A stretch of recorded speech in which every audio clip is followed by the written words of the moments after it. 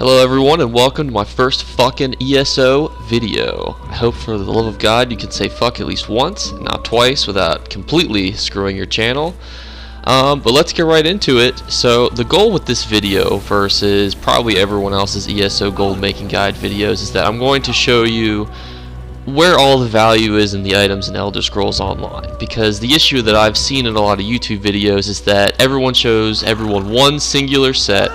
Everyone grinds that single specific set. We all know the set. We all know Mother Sorrow.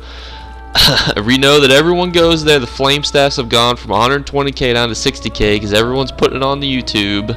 Everyone thinks that they're a genius for growing and grinding this single spot. So I want to show all the new players and even the players who are coming back. So the ESO is a game like Destiny 2 where you can come in and out of, and you don't have to play consistently. I want to show you guys where the value is, what you can do, what you have that has value, and what you can just kind of sell in the meantime, and how to get into some trading guilds, because I think a lot of people feel kind of overwhelmed. They don't know who to talk to, they don't know how to get into it.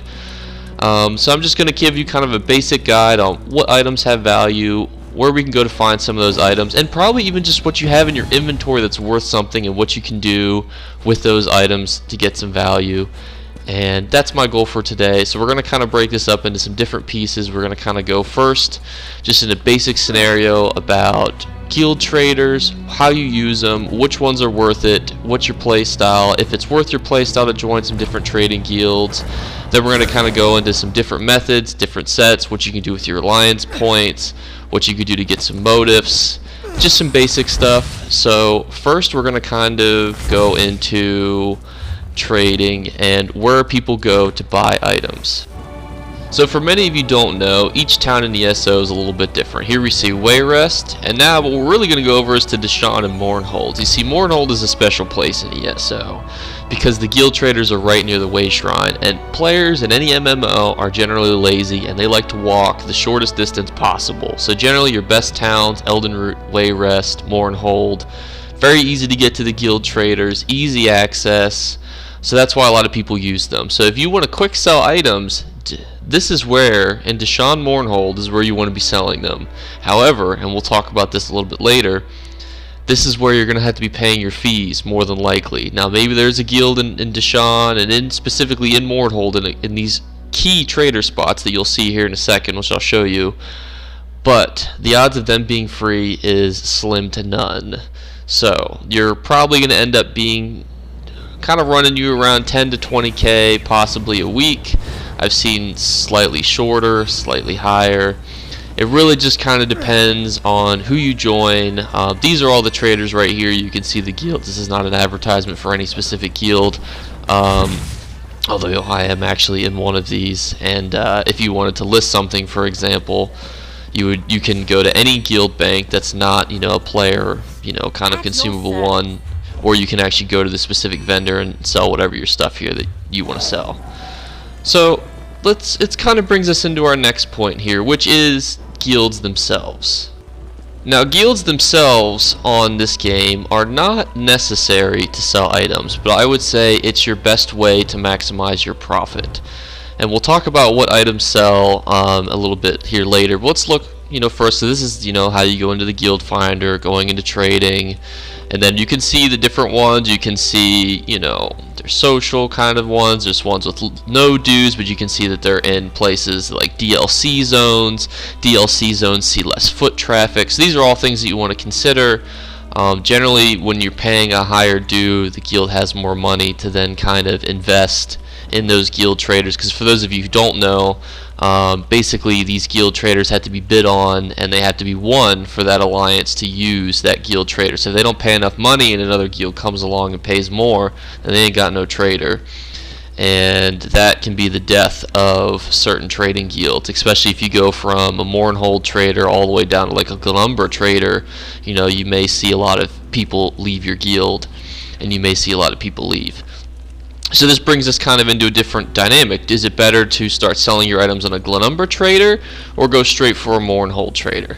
And I'm going to show you guys here a way that you can make some quick gold if you want to easily get in without having to trade with anyone to get into some of these guilds, so that you have the money to pay 10k off the bat. Now before y'all burn me at the stake, because I know that this is the boring and terrible skill to grind, but this is scrying. So this is something that you can do to kind of, you know, find treasure across the map, and these treasures actually have no value to other players. They only have value to NPCs. So actually what I did, because I needed to get to 10 scrying, is I went to every zone in ESO, every DLC, every normal zone, and just did the green, blue, and purple leads. Basically the green unlocks the blue unlocks the purple. The green and the blue are repeatable, the purple's not. Purple sells for about 5k, and you'll see me sell well, you'll see me kind of walk through the map here. You'll also see me pick up some re-ingredients as I go, which is also something I highly recommend. I've also got the perks on there to highlight some stuff, because I know that it can be difficult, especially to see some of the specifically alchemy ingredients in the overworld. I mean, you'd have to be pretty blind not to see the ore, but some of the alchemy ingredients, especially in the elven zones, can really blend in. So it's really just nice to have to see kind of what's sticking out, and then you can pick it up, because all of these things have value, especially these alchemy ingredients, which we'll talk about in a bit. Let's talk about getting you some early gold. You'll see me sell treasure, so ornate and trash, and all of this stuff right here is treasure. All of that treasure you saw up there that I'm about to sell here in a second, this is all stuff that's going to be sold. It's everything that's, and you'll see the value here. This is just about 45 minutes to an hour's worth of grinding, mainly for scrying. I don't recommend it for doing it for fun, but it is a good way to get you about 10 to 20k, so you can get into those guild traders, and now you can get into selling some items that have some more value. You also get some random kind of side items too, like these weird treasures and, you know, ornate stuff, but that's, you know, not as much value. You can see I'm about to walk away with here with a decent chunk of change, 27.4k. And now let's talk a little bit about alliance points. So alliance points are something I like to talk about with players, because I feel like a lot of people have it and they don't know what to do with it. So you see the potions and the dawn prisms.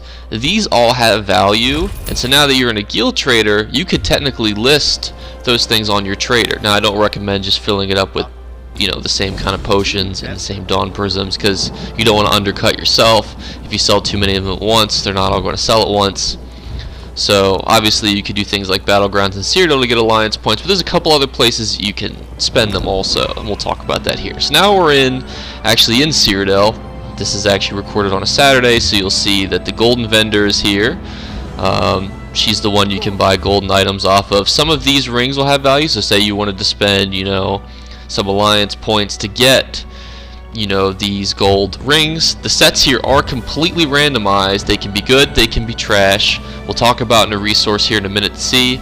Also, these towns that I'm cycling over here, they also each have a vendor that sells sets, but your alliance has to own that town. So right now I can only go to Bruma because I'm in the Daggerfall Covenant, and each one sells sets. So each one either does heavy, light, or medium, and they all have specific sets that sell in those areas. Those sets generally have a decent amount of value, specifically certain ones, which we'll talk about. Talk about that, you're going to see me in the background of Craglorn just picking up all the items. I recommend picking everything up. Even if you don't have a craft bag, just pick up as much as you can, put it in your bank. If you need to start a guild bank with your friends just to have extra storage space, I recommend it. It is a great way to actually hold on to some items with some value. You'll see me refine them later, but let's talk about the sets for alliance points. So my go-to has always been Elfbane, but you guys already know my goal is not to have everyone buy the same set. So what I'm going to do is I'm going to show you here. This is called the ESO Xbox Sales App. It shows you the value of all the items on the Xbox Marketplace. Obviously, if you're on PC, there's actually whole PC apps and Discord chats and bots that you can use. This is the only one I'm aware of for Xbox. So this is a great resource for even PS4 players, because unfortunately with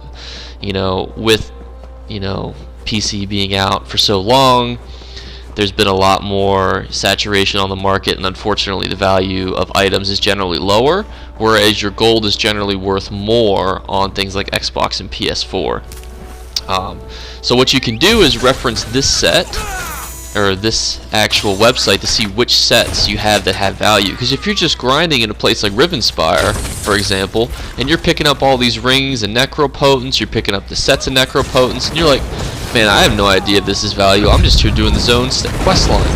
You can now reference this specific page, and it'll say like, whoa, people actually really use this set. Because if you're, a stamina character, you're not going to know which sets are valuable. That's why it's important to have this reference and guide to go over, which sets I can sell and what I can do with these. Because most of the items that you have on ESO are valuable. And if I get nothing through your head today, just know that the items that you have value and they have money, and we're going to sell them. So on screen you'll have seen some different things that we can use our alliance points to sell. Let's talk a little bit about what else we're going to put on those Mournhold traders. So we're actually going to refine all of those raw materials that we got, and you're going to see something interesting. You're going to see that we actually get some gold resources like wax, for example, from the clother.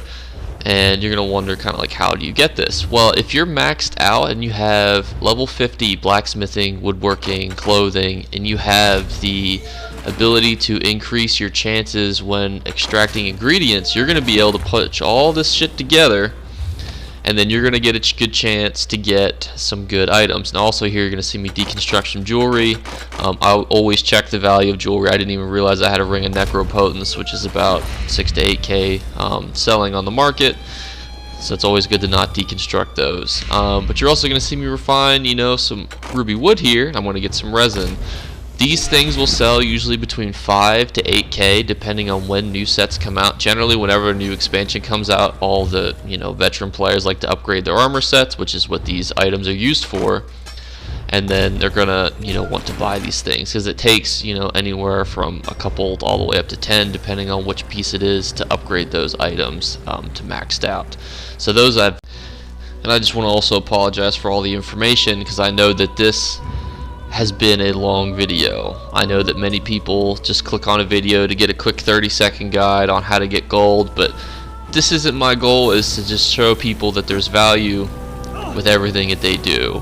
And I hope that you guys can kind of understand that. I hope you guys start listing stuff too, because even when we talk about traits on armor, most people will buy armor pieces just for a specific trait to learn it. So you can list up armor pieces that have no value essentially for at least 2,000 to 3,000 coins, and you can start to build a little bit of income like that. Because if you're going to be paying, for your guild trader in Deshawn, or maybe you want to go for the cheaper route, maybe in like a Wayrest or Elden Root or Glenumbra or some of the other starter areas, you're more than welcome to do that. It's about how you're going to fill up those guild banks and guild traders. My personal best belief is always to convert everything that you get and to play the game and then just do stuff on the side. So everything you saw me refine earlier, that's stuff that I got over the weekend just grinding up my scrying to 10 because I wanted some more housing pieces.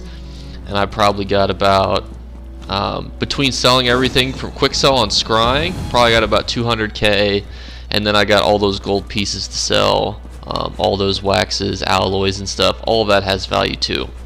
Also, my recommendation to all of you, pick up every container, pick up every sack, pick up everything. Everything you need to pick up, pick up. Everything you can pick up, pick up. Everything has a value. Even if it's junk, you can quick sell it. If it's something you can deconstruct, you can deconstruct. And then you can get your stuff up closer to 50. That's my recommendation. If you guys want more specific tips, tricks and guides, I'm more than willing to make guides on specific stuff. If you guys want to see like, oh, this is the best way to farm for motifs, or this is the best way to find flour or nightshade, or specific guides that you guys want, just let me know. I'm more than willing to make any guide that you want. I'll try to keep those guides a little more shorter and a little less broad. Even if you guys want just singular money making guides, like the fastest way to get alliance points, the fastest thing to convert it into. I know this has been more of a general guide, and I apologize for that, but if you want specific guides, I'm more than willing to make them. Just put a comment in if you guys want me to make a new character and flip as much gold as I can, and you guys want to follow that story so you can do it on your characters from level 1, let me know and I can do that too. My content kind of from here really just depends on what you guys want to see, and just let me know and I will make it for you. Alright everyone, thank you for watching my first video.